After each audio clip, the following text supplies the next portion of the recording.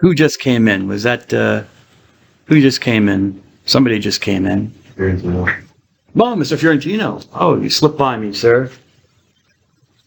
Fiorentino, Miss Gray. Alrighty. So why did I choose that particular video?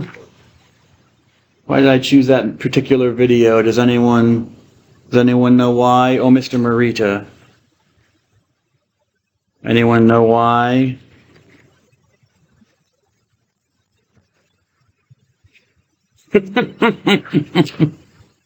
No reason in particular. It just happens to be Native American Heritage Month. Yes, this month where we remember the indigenous peoples of North and South America, but I'm specifically focusing on North America, the United States, and I'm even more specifically focusing on those who were Catholic and are on their way to becoming saints.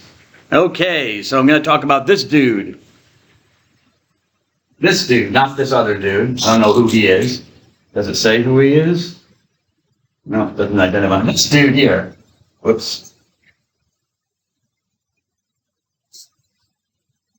On your left, but on the right in the picture. Okay, Nicholas Black Elk. See here? Black Elk, but Nicholas Black Elk, I should say, is full as he's known. Servant of God.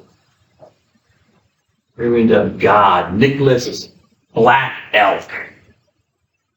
And who was he? Well, first, when did he live? He lived from 1863 until 1950. Okay, 1863 until 1950. He was born in what is now the state of Wyoming. Now the state of Wyoming. And so obviously he's an American citizen, and he was also obviously an American before that. Okay. What do I want to say? He was an Oglala Lakota. Apparently and I don't know all the things about Indian tribes because there's so many of them and they're all related in some way. So you have the larger group and then you have the little groups within the group. But I guess they're Sioux. I guess the larger group is the Sioux. Forgive me if I get this wrong. But I think the larger group is the Sioux Indian tribal group, and then the Oglala Lakota are a faction within that. Okay, they get different, like Lakota, Dakota, etc., and so forth. Anyways, so that was the specific tribe that he was in. He was not a Christian.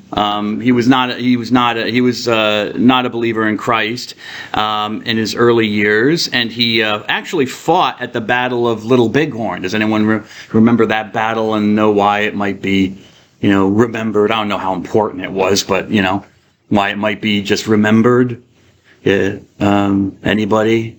And maybe you've heard of it along your way. No. Miss Kinney, Battle of Little Bighorn? No, Battle of Little Bighorn. General George Custer? Anyone hear of him? Mr. Bean, are you saying yes? You've heard of him? Yeah. What have you heard about him? Couldn't tell you. Has anyone heard of Ronald McDonald? Senator from Pennsylvania. Owns a hamburger chain, Ms. Murray. Not even a grin. I know it wasn't that funny, but thank you. Yes, the Battle of Little Bighorn, which was out in, was it the Dakotas? Was it South Dakota? I was just looking at this the other day because I knew I was going to talk about him. And General George Custer was the leader of a branch of the U.S. cavalry, which was a branch of the military, the army, riding horses, so cavalry out in the West, who were supposed to bring law and order to the West, because a lot of it was lawless, some of it was states, some of it was territory, and it was also the cavalry was supposed to enforce the treaties that were signed between the federal government and the various Indian nations, which more often than not, what they did was they just protected white settlers and beat up the Indians. and did not enforce the treaties at all. But that was part of their job. Anyways, so the cavalry went out. I forget why they went to this place called Little Bighorn, which is just out in the grasslands, and they got massacred by the Indians. People, think about our American history and about the Native Americans and like, why didn't they fight back? They just let us encroach, and then all their land was gone. And so, no, they didn't. Throughout the whole 1800s, there's the period called the Indian Wars. There were dozens of wars with the Indians who were trying to stop it. And this was part of that. So this was a big surprise to people that a U.S. cavalry regiment actually got massacred by the Indians, by a group of Indians. And apparently Nicholas Black Elk was there for that historic moment. Don't know what he did. I don't want to imagine. But then again, he wasn't a Christian at that time. Nevertheless, he got married and his wife became Catholic. She became a Christian. And then in 1904, after she died, I'm assuming she died in 1904, Black Elk decided to convert as well to Christianity and become a Catholic. He was a medicine man in his community. I think anthropologists would call that today a shaman, someone who deals with the supernatural, someone who has a special charisma. Remember charisma, the word charisma, a gift for dealing with the spirits. And then you go to that person for prophecies or for healings or whatever in the community. A lot of ancient cultures have shamans, okay? So that was his role. He didn't give up being a shaman when he became Catholic. He kind of mixed the good things from his Lakota or Oglala religion, the things that didn't, that coalesced with his Catholicism. He certainly believed in a creator God, as we'll learn later, how specific, when we talk about God, how specific they conceived this God, whatever, but they knew there was a creator, there was a great spirit of some sort that created everything. They had a reverence for the earth and stuff like that. And certainly they had ethics and morality, and so those things that jibed with his Catholic faith, his newfound belief in Christ, he brought them together. So in that way, he was kind of an innovator. I guess his claim to fame was in 1932, I don't think he wrote a book, but someone wrote a book about him called Black Elk Speaks, where he talked about his experiences and his faith and stuff like that. And that, I guess, put him kind of on the radar of people. It wasn't until 2016, though, that the Diocese of Rapid City, South Dakota, which I once visited at one time, the bishop there at the time was a man named Charles Chaput. Does anyone know Charles Chaput? Ever hear the name? I know there are probably some Catholics here in the audience. You don't know Charles Chaput. He was the Archbishop of Philadelphia for over a decade or so, yes. And a Native American as well. And he was Bishop of Rapid City, South Dakota. I met him way back then when he was the Bishop of Rapid City. So 2016, they opened the cause. So now he is a servant of God, and that's kind of where he has stayed right now. So we'll see what happens. See how he moves. Yes.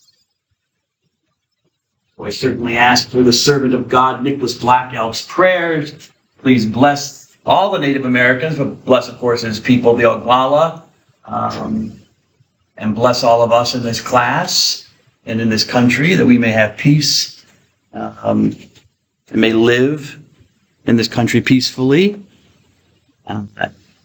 Amen. Okay.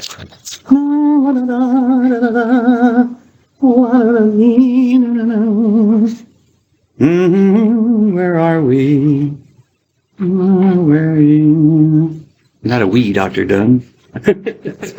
Royal we. Oh, here we are. My PowerPoint.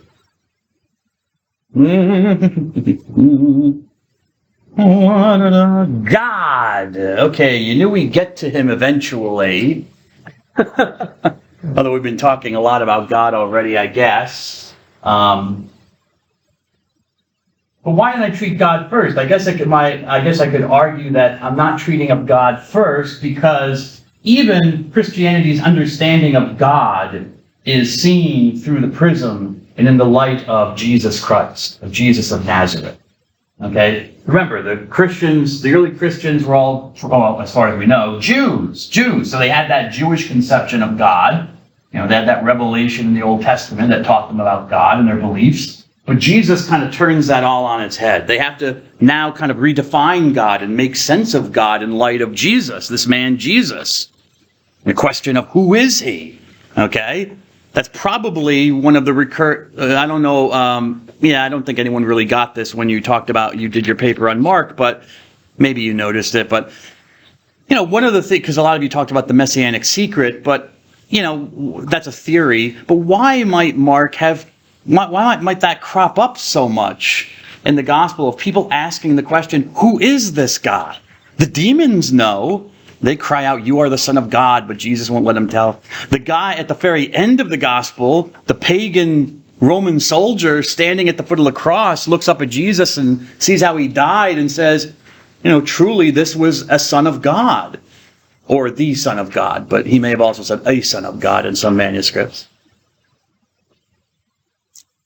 But Jesus' followers don't seem to recognize it. But they're asking the question, who is this? Who is this? The identity.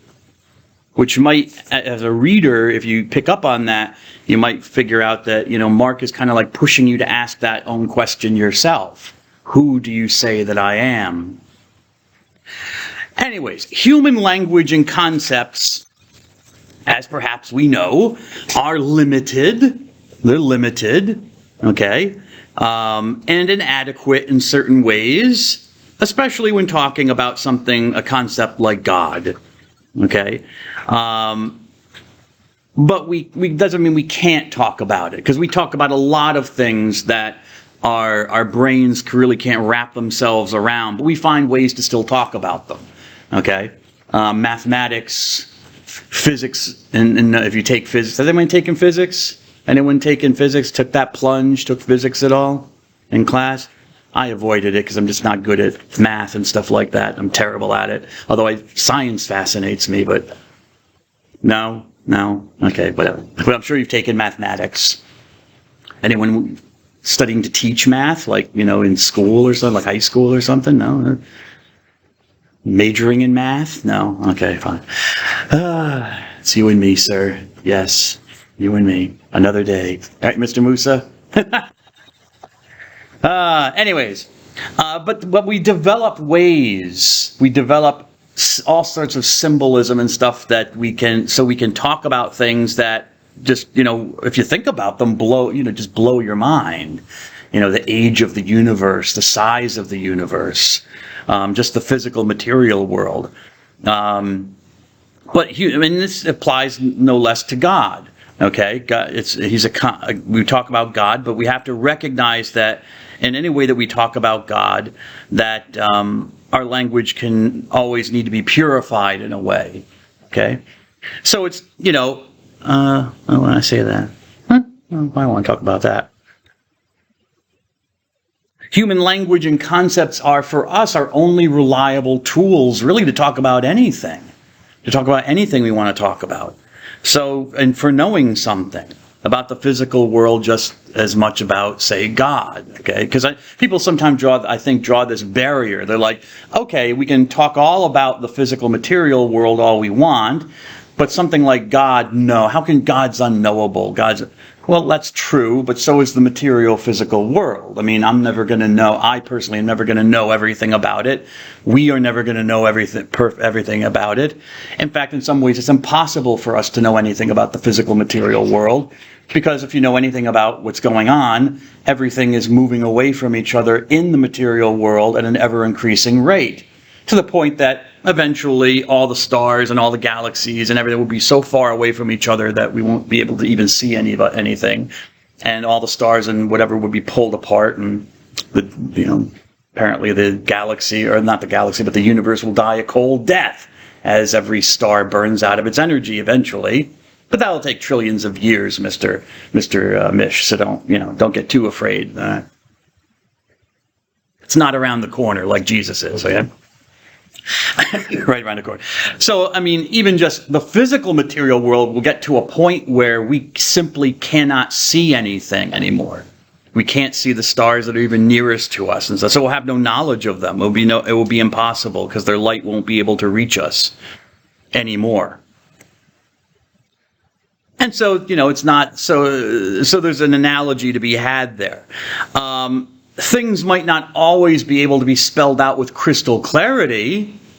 Okay, we accept that with the scientific fields. Okay, things are not always spelled out absolutely.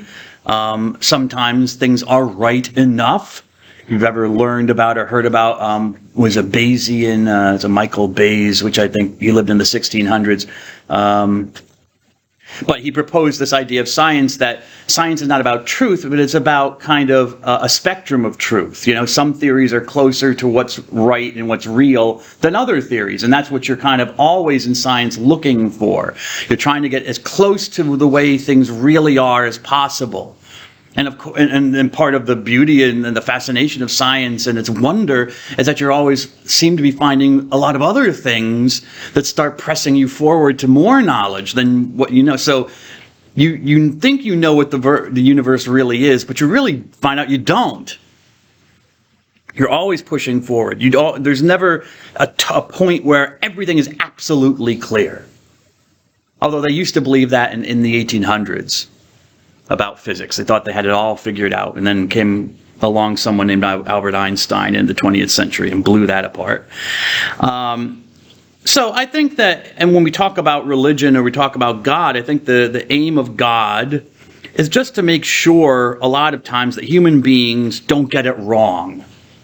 Maybe it's a negative protection. Not so much sometimes that you have to know absolutely everything correctly about God to be saved or to receive a revelation, but just that you're not getting it wrong, okay? At whatever stage of development people are, okay? Some people are I'll get to that. So God, 1 in 3. How can we talk about God being 1 in 3? Well, we'll get to that. What is a God? Okay, what's the word God?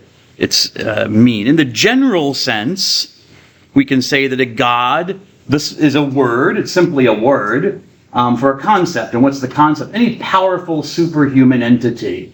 Okay? And in a lot of religions, a lot of cultures, to be a God is really just to be a more powerful, really super powerful human being. Okay? And that's in the mythology, that's kind of like how a god or goddess is portrayed. It's a man, it's a male or female, even with the parts, even the gods do male and female things, like they party, they eat, they have sex, they have children, but they're like humans, but they're really, really powerful. They're incredibly powerful. Okay? So they're a god. Okay, that's how you determine what a god is. It's superhuman. But maybe, it's also kind of like human as well. So a God. But what is God itself? What's God in the Judeo-Christian sense? Also, you could say the Islamic sense. It's the name for a completely and ultimately perfect personal being. Okay, so there are a number of parts to this definition of what God, or the God, one might say, is. All right. First of all, a being, existence. It exists. It's existing in and of itself. It is even the source of existence, you might say.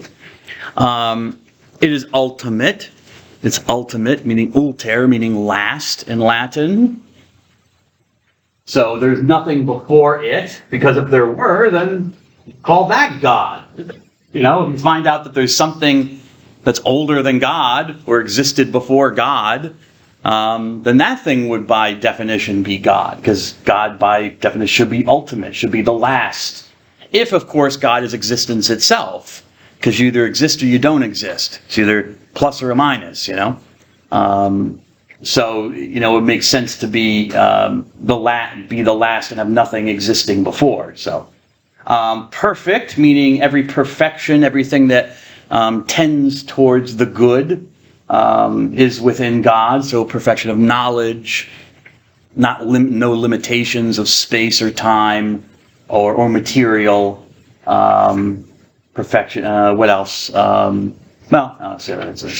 And it's complete. It's completely and ultimately perfect, meaning that there's nothing to add to it.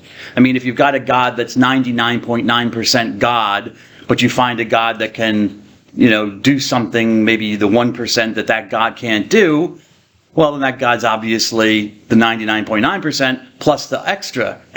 So that's God. Worship that God, I mean, if there's a God saying, well, I'm God. Well, God, can you make a rock so heavy even that you can't lift it up?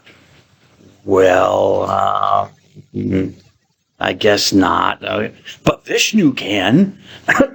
I'm going to go worship Vishnu, who can apparently do the impossible, because you may be very powerful, but you're not totally God. You're not completely God. So to be a God means completeness.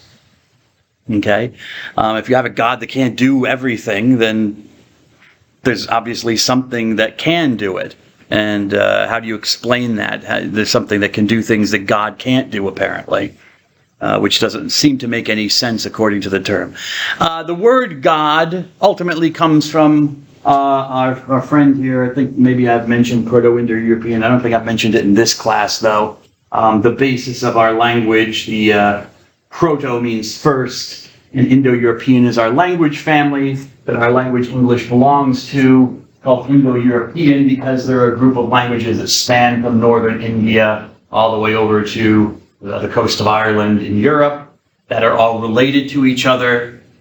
Okay, so linguists theorize there was a common language at one time, which they call Proto-Indo-European, and they try to reconstruct the words. So according to this reconstruction, the word God comes from gutom, and the reason there's an asterisk is to indicate that it's hypothetical. It's always hypothetical because we don't know exactly how people spoke back then, but what we think from analyzing various languages is it comes from gutom, which means something that is called upon or invoked.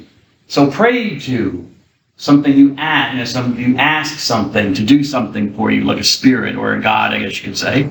So that seems to be the root of the word as it has come down to us.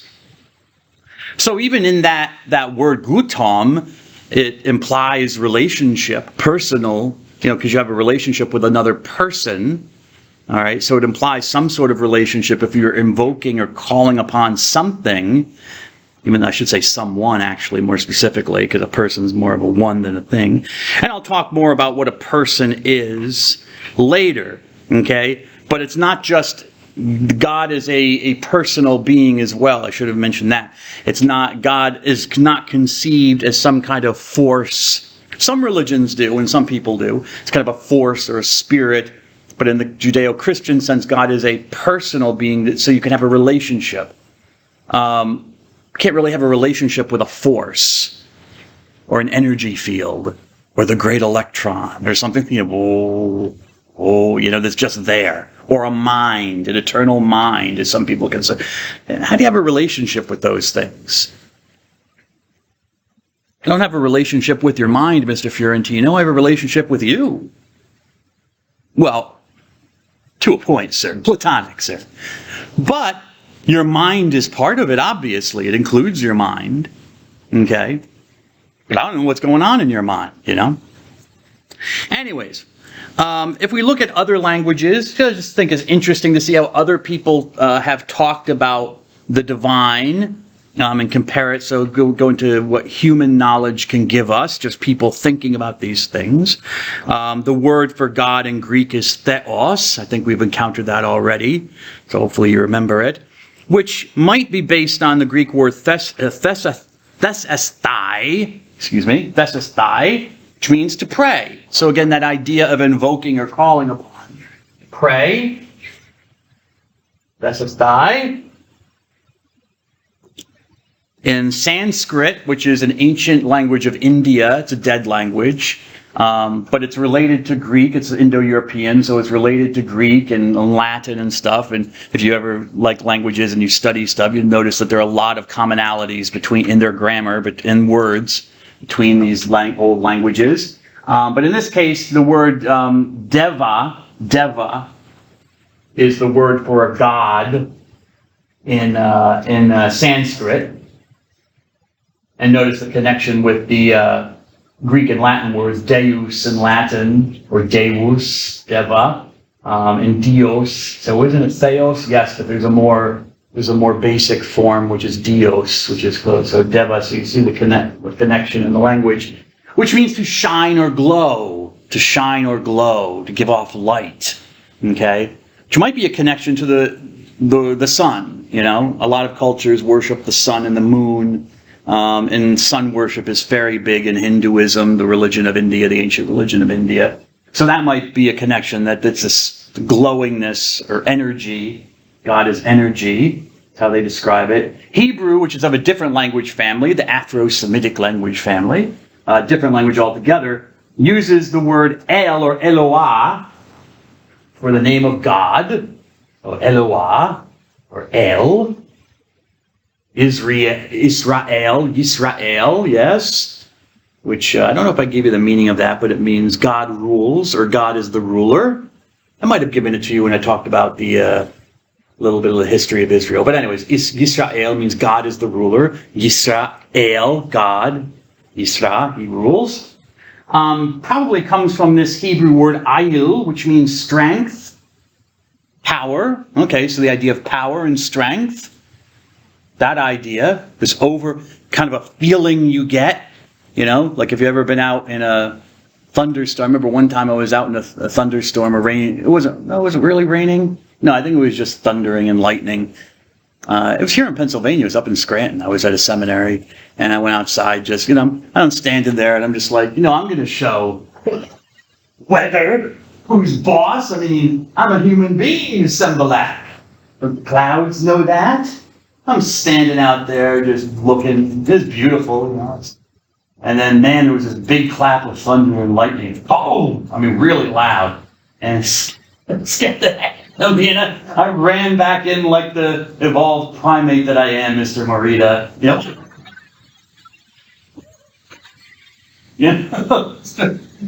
Scared to death of, electricity, Which could have killed me if it struck me, but ayil, power, you feel that power. You feel it in the air. You feel the ozone in the air, with a storm. You feel that electrical spark in the ozone and stuff.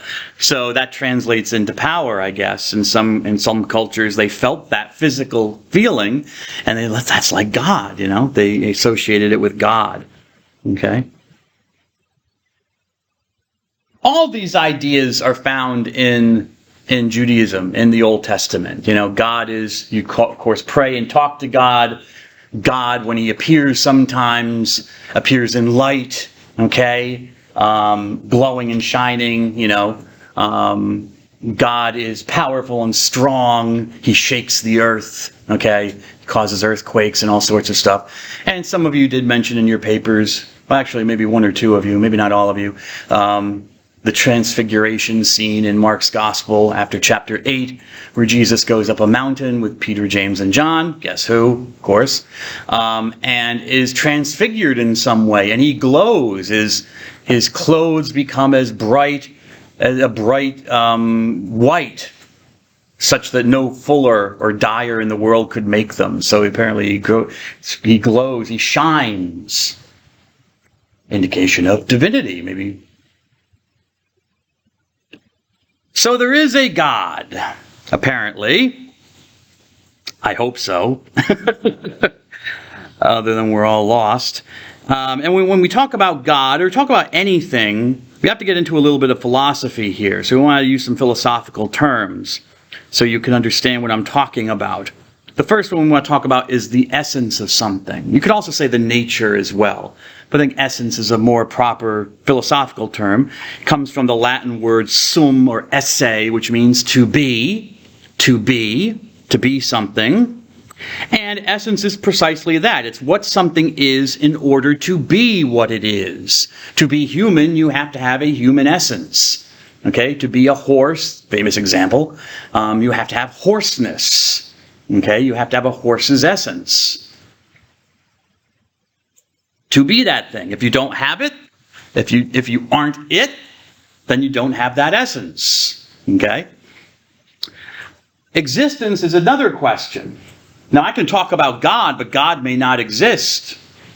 exist for me, but he might not exist for some of you. Like I can talk about the essence of a unicorn or Pegasus, the another horse with wings, but we probably accept that they don't have any existence. Okay, existence is another question. To have being in reality, to be actively, have essay in the active sense. It's not just that you're talking about it, the nature or the essence, but the essence actually is in existence. Okay, it actually is this. Sisto, to make something stand is what it means, out of. So standing out of something. Okay. Also, so you stand forth. You're not there, and then you come out in a way. You emerge. Okay. Your children. I mean, most of you, I'm assuming, are not married or don't have any kids. Some of you might. You might be thinking about it. Right now, those children kind of have an essence already. They have a mental essence in your thoughts. And certainly, if they do come to existence, they will have a human nature, like human essence. I hope. Unless there's some monster, like some, crazed creature that they make horror movies out of, crazy big. What's the name of that movie? It's Alive, I think it is. This woman has this monster baby that kills all the doctors upon its birth, and that's how the movie opens. The husband's waiting outside, for the wife to come out with the baby, and sees a doctor come out, with like his throat torn open. This awful little creature that kills everybody, wants to kill everybody, and that's the way the movie goes. Of course, he can't get rid of it because it's his father, it's his son. He loves it. But mayhem ensues, Mr. DeRusso. I think it's from the 70s. Anyways. So something, your child that you might be thinking about has some kind of essence. It's going to be human nature, but it's not existing yet. It's existing in your mind as a mental existence, I guess you could say. So there's a difference and a distinction there.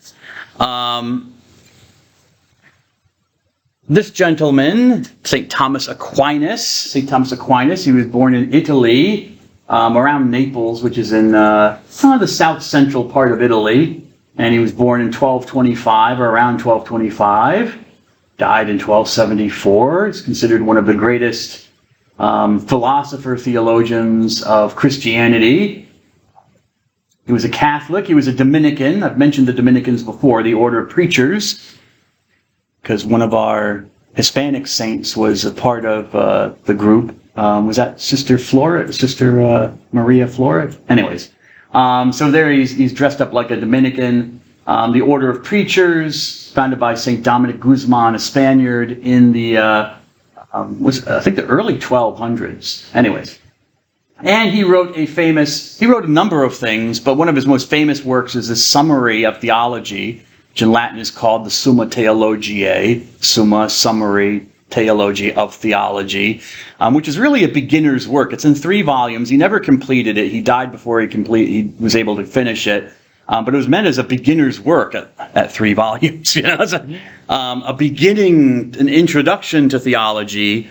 But anyways, it became a famous work because he was very good and very clear at asking questions and then entertaining different answers to a question and then giving his response about which he thought was the correct answer and why. Okay? So usually when you look, the Summa is organized according to various questions, and then, like, say you'll have question 1, and then there might be 3. It might be like, what is God, or something like that, or does God exist forever? Okay, that's the question. That's the thing. He doesn't assume the answer yet. Okay, that's the question. Is God eternally existent? Okay, and then he'll give various responses. Usually negative. In the negative, the people that disagree with him. No, God is not eternally existent for this reason. And then he'll answer and say, well, I think the answer is this, and here's why. And he'll give a response to each of those arguments. Okay? So he's very thorough, kind of clear. He's not an easy read, but he's clear enough. And when he talks about God in the Summa Theologiae, the prima, the first part, so we see here, this would be volume 1. In questions 2 through 4, he talks about God and what God is. Okay, that's a starting point. And he talks about 3 different things. He talks about ends, He talks about essentia, which I've talked about already. And he talks about esse. Esse. All of these based on the Latin verb esse, to be. Okay, sum esse, to be. I am, you are, he, she, it is, etc. and so forth. What are these things? And ens, as it says here in the PowerPoint, hopefully you can see this, is whatever is. Whatever actually is. So it's the participle of to be, being itself. Being itself. Simply something that actually is, an essence that is. And then we can distinguish, as I said, between what something is, its essence, and whether it is, that it is, does it exist, its esse. So that's how he interprets the word existence. Could have said existentia, but he doesn't. He says esse. Existence. So ens is the comprehensive term for these two realities, Mr. Robles, of both essence and existence. A thing exists, and the question of whether it has actual existence is answered. Yes, it does. Okay? I gave the example of a unicorn before. A unicorn has essentia. It has essence. It's a horse, has hoarseness, and it has a horn. Okay, which is possible, I guess. But it has no esse. It doesn't really exist. At least we haven't found any evidence of, in the fossil record or anything, of horse-like creatures that also have horns on their head. Other things have horns. We found those, but not horses. Okay? So it's likely that, we just have the concepts in our head and, we mash up stuff in our head. We mash up a horse with a horn and think, oh, that's cool. That might work. Or mash up a horse with wings, like Pegasus I mentioned also, which would not work at all, because the wings just wouldn't carry the weight of the horse. That just wouldn't work. Esse, existence is the act of existing. Existence is an action. It's not a passive thing. You actively exist. Okay? It's not God bless you. It's not even a possibility. There was the possibility that you might exist before mom and dad lit a few candles and turned on some music, But it's not a possibility anymore. You're actively existing. You're actually here. So it's not just possibility. Just because something can exist doesn't mean it does or must exist, of course. Like you didn't have to exist. Okay? Your parents did not have to meet. Or even if they met, they didn't have to decide to have sex with each other to procreate. So Aquinas is clear that God's existence is not self-evident.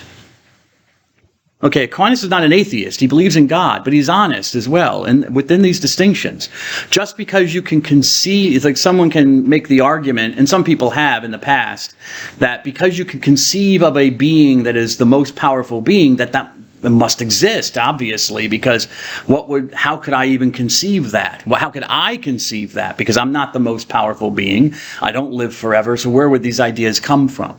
Or just because someone can conceive that there's a God, a perfectly and completely ultimate personal being, doesn't necessarily mean it exists, that it has esse. You have to go further than that. Okay, it's not a mic drop or, you have to go further than that. We can know God's existence through reason, okay, and through human experience. That's the teaching of the Catholic Church. You don't need revelation necessarily, like the Bible or something, to tell you there's a God. People can know that just from their own meditation and contemplation on the natural world and thinking about how it works and making analogies and connections and, in this very simplest fashion of, well, if I know that I didn't get here by myself, and my parents didn't get here by myself, and nothing else apparently got here by itself, well, you keep looking to what's the first thing that has nothing before it that made it get here. You know what I'm saying? and then you might not call it a God, but you've arrived at a first source or maybe a first cause of some sort. And there it is, the Creator that brought everything else into existence. But for God, look at my note and wondering why I wrote it. Okay. Revelation is not useless, though, because it can, as I said, purify. It can lead us on the right track. And you say, okay, you understand that I exist, but I'm not how you perceive me to exist. So revelation can act as that purifying force, clarifying what God is. Okay? But you can know God through your reason. And we'll see in a moment from the Bible how God clarifies for Moses who he is. God's essence, God's nature is to be itself, is esse. Okay, so his existence and his essence are distinct but identical. So God's essence, his natural way, is to be. They're identical. So for God, it's not even a question that God is. Whether there's a God, it's not even a question. To be God means to exist. Otherwise, it's not a God. If it's just something in my mind, then it's a creation of my mind. It's not God. But if there is an ultimate source of existence, then its nature is to exist itself. So God is being itself. He is ends. God is not essence. He's identical with these, and that leads back to ends, which is the source of existence. God does not receive ends from anything else. Otherwise, that would be God. God would be a receiver. He would be like there's a lack in God. He has to receive his existence as God from something else. Okay, like we do. We needed to receive our existence from something else. Now we exist. We fully exist. I mean, there's no partially existing as a human being. You either are a human being existing or you aren't. Okay? The same thing with God. He has essentia and esse, but he doesn't receive them from anything like we do. We receive them from something else, from somewhere else. In our case, from our parents, from material. God does not. So his ends is what God is. To be God means to exist, to be a being, the ultimate being, as we might say. So God is, again, the principle of his own existence. He is the source of himself. There's nothing before him that has to make him come into being or to be what he is. Because if God isn't identical to his existence or being itself, then where is he taking it from? Where is he taking his existence from? There would be something that was imparting it to him. And so that thing, as I said before, I don't want to beat a dead horse. Well, I'm using the horse analogy too much, so I'll move on with that. But there might be something above or beyond God from which God receives his esse. Okay, so God is pure ends.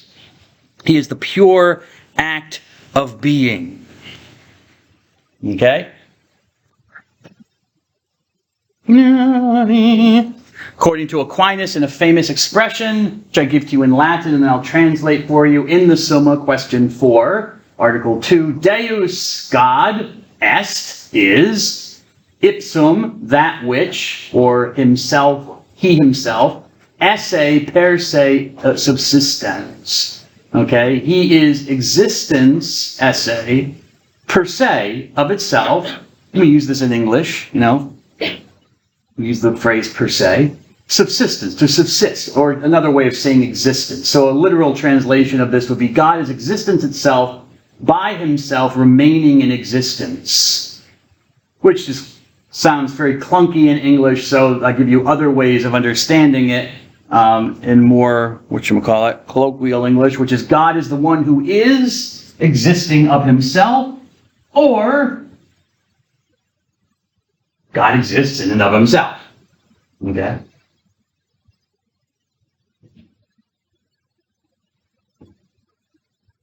Turn the page.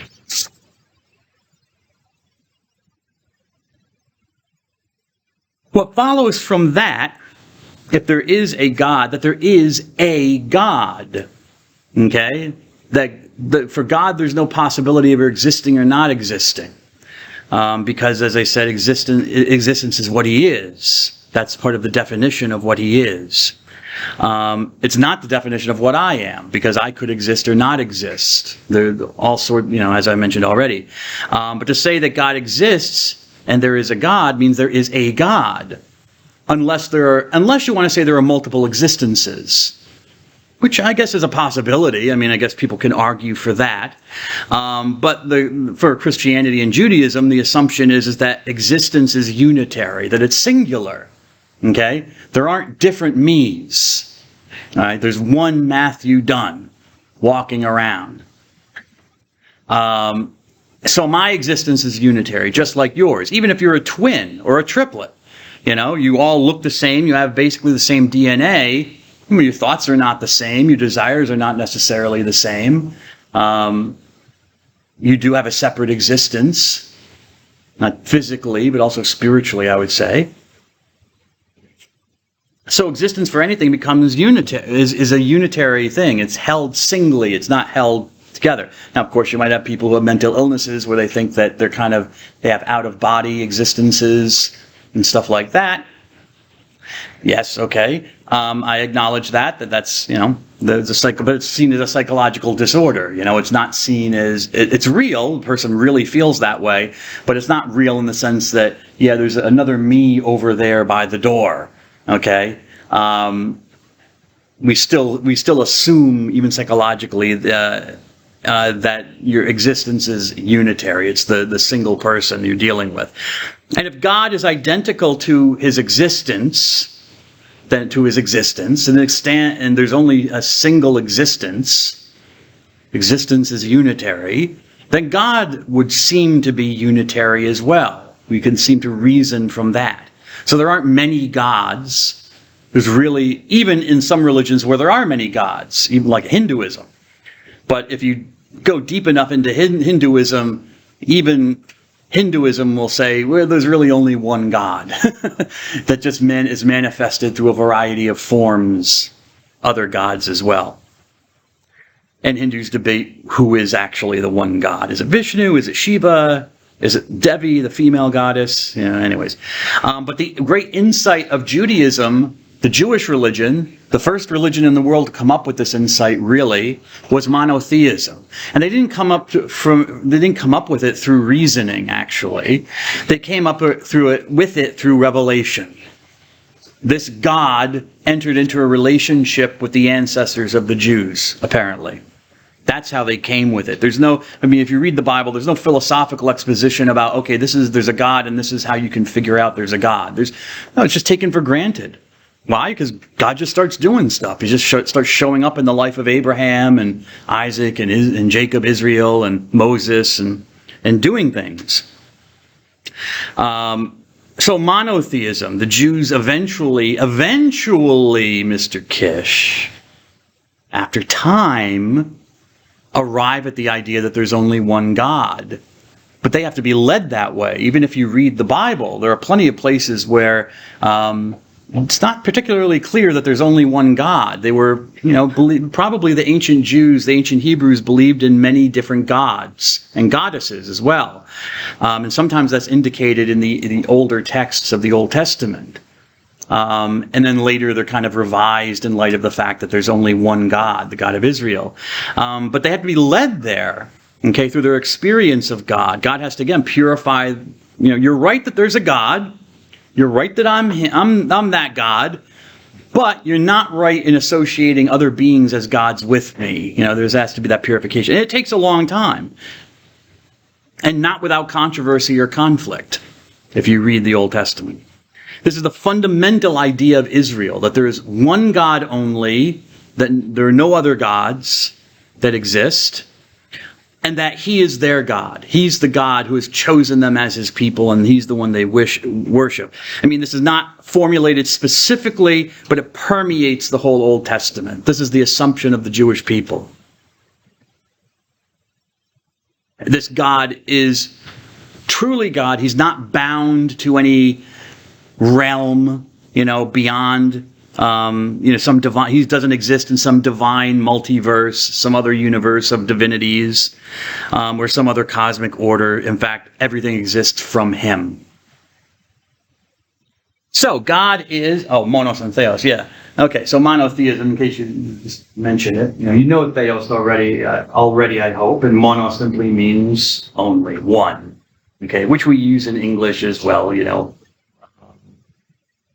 How do we use it?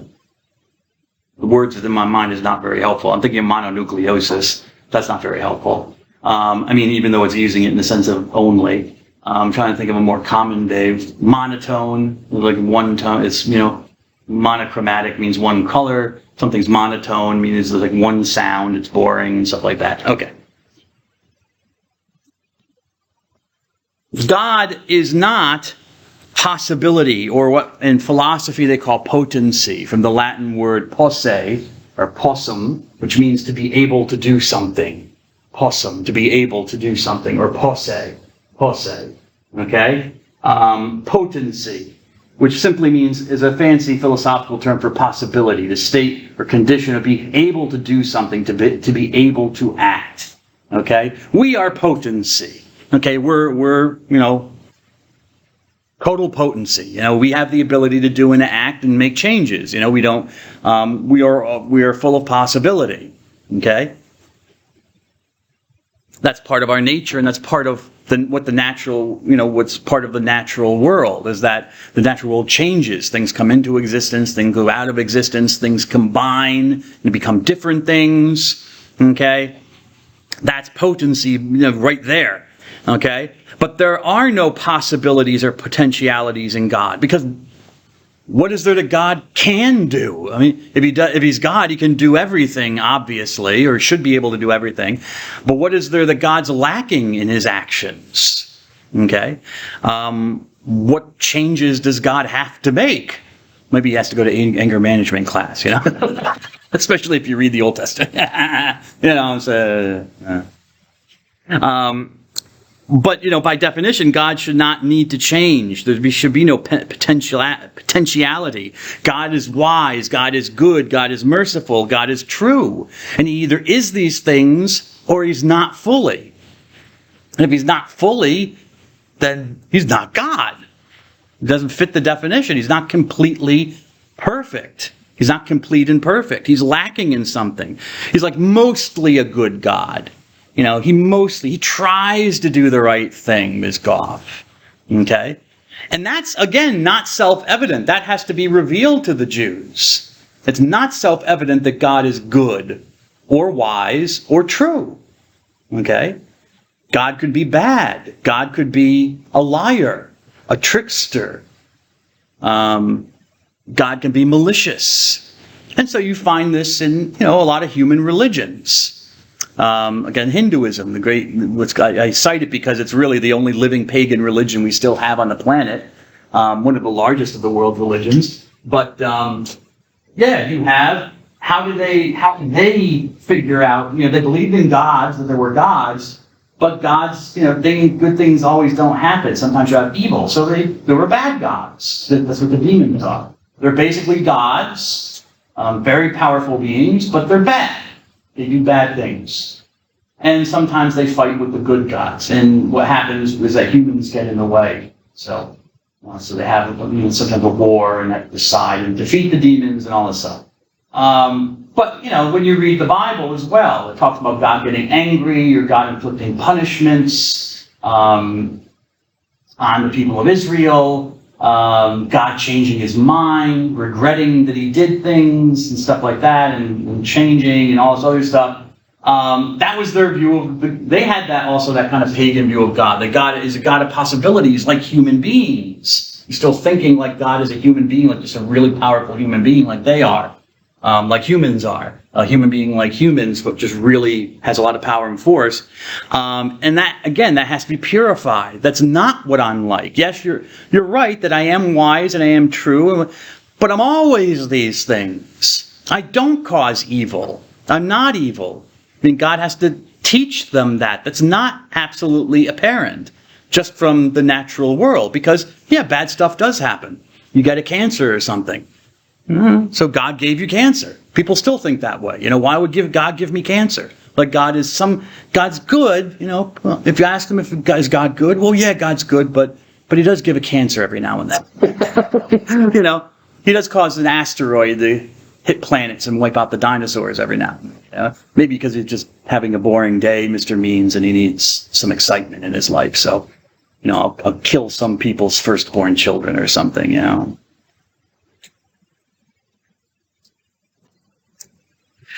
No, if God is good, he's 100% good. If he's wise, he's 100% wise. It's part of his essence of who he is. If it's part of his essence, then that's it.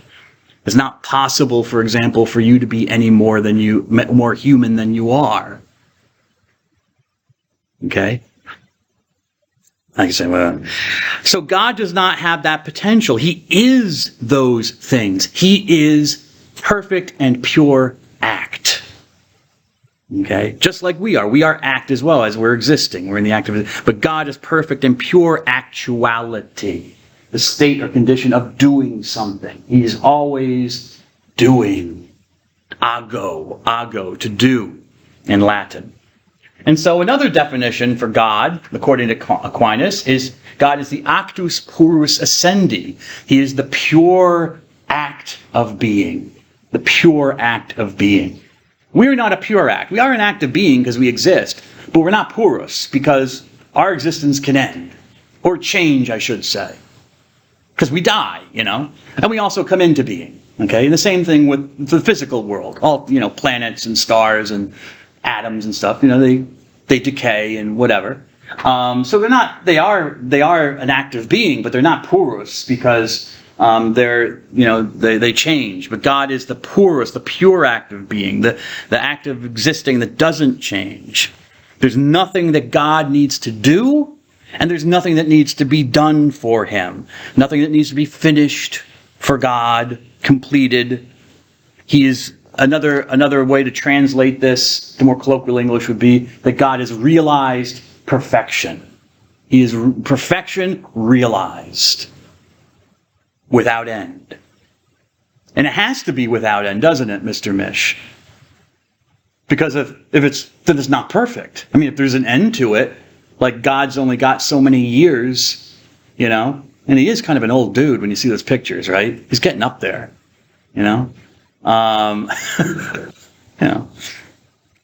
if there's a time limit on God, like, okay, God gets like maybe 13 trillion years to do something, and then he's not God anymore or something changes. Well, that's not perfection. And you see this idea in other religions. Go back to Hinduism. A year of Brahma, this god Brahma. How in Hinduism they determine the length of the stages of existence and the stages of existence in the universe. Because there are various stages. There are 4 stages of cycles that existence goes through, the universe goes through. And each one becomes progressively worse. We happen to be living in the last. At the end of which there'll be a general destruction of the universe, period of peace, and then the universe will again start up again, all over again from the beginning of another new cycle of 4 ages. And this takes billions of years. Okay, but it's called like a day of Brahma, this god Brahma. But even Brahma, the god Brahma, has a time limit. I forget how many billions of years Brahma has, but he has an expiration date when, of course, the universe will all be destroyed, including Brahma, the god, and then everything will start up again. So you see there that even in some religions, that's not the actus purus of ascent, because he has an expiration date. Brahma knows there's an eventual time when he is going to go away. He'll come back in the next age, but he's going to go away. That's not the Jewish God. There's no power or principle that makes him into what he is. There's nothing that makes his existence operative. Because again, when Brahma comes back, what brings Brahma back into existence? He's a god. Well, where does he get his existence from after the time of the 4 ages is gone, is over with? Some Hindus would say, well, it's the god Vishnu or the god Shiva, because they They believe that that's the ultimate God. So again, you're getting kind of an idea of monotheism, even though they wouldn't call it that. So God is also timeless or beyond time. He is eternal. Whoops. Actually, sorry about that. Who would like to read this from the book of Exodus in the Bible? Statement. This is where God reveals himself to this man, Moses. Go ahead, sir. To God, if I go to the Israelites and say to them, the God of your ancestors has sent me to you, and they ask me, what is his name? What do I tell them? God replied to Moses, I am who I am. Then he added, this is what you will tell the Israelites. I am has sent me to you. God spoke further to Moses, this is what will say to the Israelites, the Lord, the God of your ancestor, the God of Abraham, the God of Isaac, and the God of Jacob has sent me to you. This is my name forever. This is my title for all generations. You have a pew up here, sir. Right next to Mr. Chapman. I'm sure he wouldn't mind. You know, you can always move closer. No. Okay. So God calls Moses. God actively calls this man Moses, who is apparently a Jew. We assume he's a Jew, although he has an Egyptian name. Interesting. But we assume he's a Hebrew. And he's out in the desert, I think tending some sheep, and he sees, just something that's weird, and he goes over to it, and he hears this voice, or he has this experience of God. And this is what God says to him. He says, he tells Moses that, he wants Moses to go to the Israelites, the Hebrews, and to free them from the oppression that they're experiencing, and bring them back to their homeland in Canaan or Palestine, Israel, and stuff like that. And Moses is like, okay, I guess I'm on board with that, but, what proof can I give? If I go to them and say this, they don't have to believe me, they're rationalists, I could be saying I'm speaking in the name of the God of Israel, and who knows, I could be, cuckoo, I could have had an hallucination or something. So what's the proof? And God, tell me your name, okay? Tell me your name. That's a big thing, because when you know someone's name, then it's almost like you have control over them, at least in this culture. To know someone's name is a big deal. For someone to reveal his or her name. So it also says something about God, personality, that he is a person, because he has a name, apparently, that you can enter a relationship. You can call on his name. He's not some amorphous force without a name. So Moses is like, well, they're going to ask me, what's your name, just to test me and prove me. And God says, okay, this is my name. In Hebrew, Ehyeh Asher Ehyeh, which they translate as, I am who I am. And the Hebrew here is, kind of ambiguous. I mean, I am who I am is a good translation, but, it could also be translated as, I will become what I become, or I will be what I be, okay? But I am what I am is the traditional one, and that's fine. So you see the statement of existence, okay? There's no predicate here. It's simply, I am. I exist. I am the existent one who simply exists. That's me. Also with the Hebrew, because it is ambiguous, some scholars think that God is kind of playing a game with Moses. He's almost like, you can almost translate it like God's trying to say, like, I'm somebody. He doesn't want to give over his name, so he's like, I am somebody, it's me. But this is taken by the Jews to be God's actual name. This is what you would tell the Israelites. I am has sent me to you. I am, or Ehyeh, has sent me to you. In the Hebrew, when it says God, this is interesting, because we see up here, Elohei, so we know that El and Elohei means God in Hebrew. But this is Elohim, which is in the plural. So literally, it should be gods replied to Moses, or the gods replied to Moses. Okay? Now, don't go crazy here and think, oh, wait a second, is this the kind of remnants of the polytheism or the belief in multiple gods amongst the Jews? No, probably not. I'm not saying they didn't believe in multiple gods before this in their history, but this is probably like the royal we, If a king or queen talks about the royal we, they don't say I, they say we want this, and we do that, and we eat breakfast, and and it's one person, it's the king, King Charles III, but he says we. But it's a kind of, you're kind of lifting yourself up in a way, magnifying language in a way. And that's probably what's going on here. Like the God of gods might be what this might be. And they just say Elohim, the gods. Like the God of gods said to him. Because the dead giveaway is that the verbs are always in the singular. Okay, so it's not the gods reply, it's the gods replies. And so the grammar sounds wrong in English, but the verb is singular and masculine in the Hebrew, but the subject is plural, so it's probably indicating like this, a majesty to God. Okay, he's not just God, he's like having multiple gods. So I am has sent me to you. God spoke further. This is what you will say. Okay, didn't you just tell Moses this, Lord? God likes to repeat himself a lot.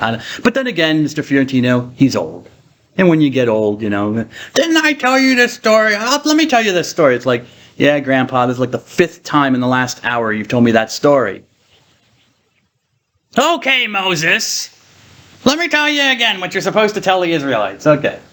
The Lord, now this is different, because it's not Ehyeh, it's this. That's interesting. Which seems like an actual name. Okay? The Lord, the God of your ancestors, the God of your fathers. Now, what is this? This seems like it is an actual name for God, not just a statement, I am who am.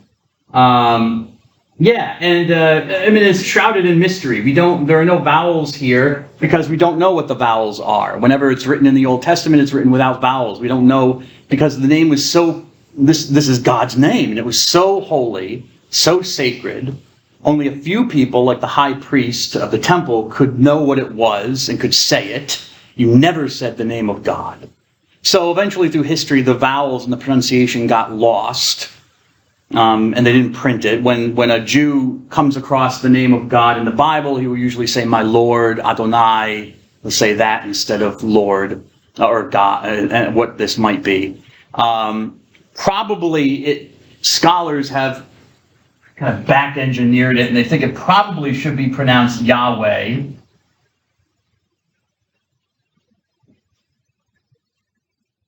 But that's a theory, okay? We don't, they didn't live 3,000 years ago to hear how the ancient Jews were pronouncing this, and there are indications even in the Bible that it might have been pronounced Yahu. It might have been Yahu or Yahoo. But Yahweh is the one you'll usually see in texts. Not so much anymore because they want to respect Jewish sensibilities, excuse me. So now he's giving him an actual name, Yahweh. Okay, so something, the God of your fathers has sent you, the God of Abraham, Isaac, and Jacob has sent me to you, and that is my name. That is my name, which is Yahweh. So, and this is the one you'll find throughout the Bible when it talks about God. Wherever you see the Lord, it's usually a translation out of respect. They don't usually transliterate this at all. They just put the Lord, usually in small capitals, to indicate.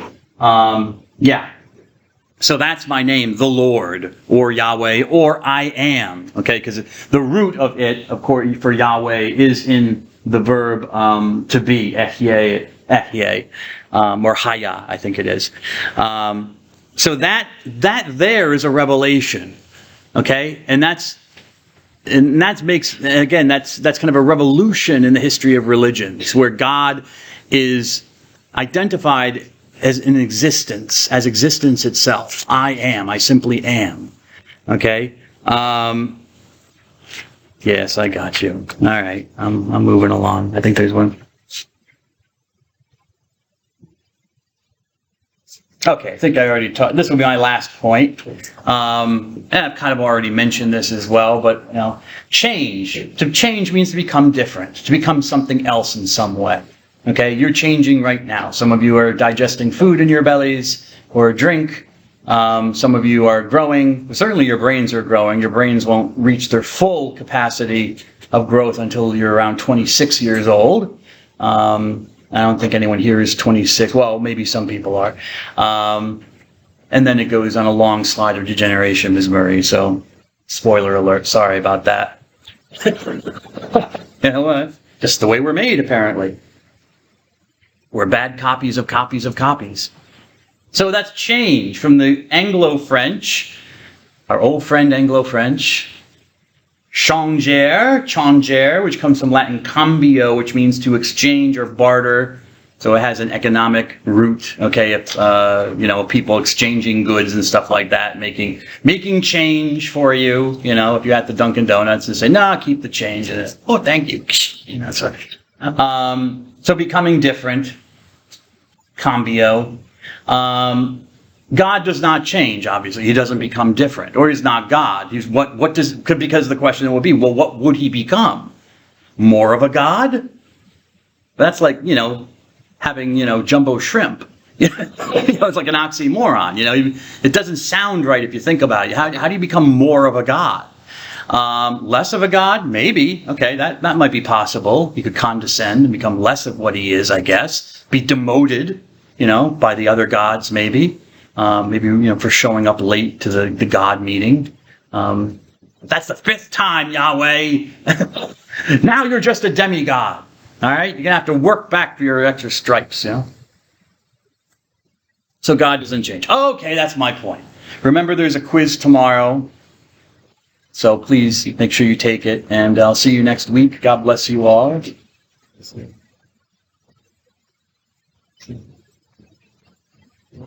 Question? Yes. Yeah, what's the question? So I feel like the principles that's nature. I just want to make sure that these are the sources of is it necessary for me to include faith in the sources? Faith and reason in the source of authority? Well, it's on the PowerPoint, right? So these are sources of authority. You have it on your card. Yeah, because we have like 2 sources of authority. We have a reason of our minds, then we have revelation, right? Mm-hmm. And then revelation will be divided into a written revelation. It comes one revelation, because there's one God, but it can be passed on to us through writings. It can be passed on to us through oral proclamation. So we get scriptures and we get traditions. Mm-hmm.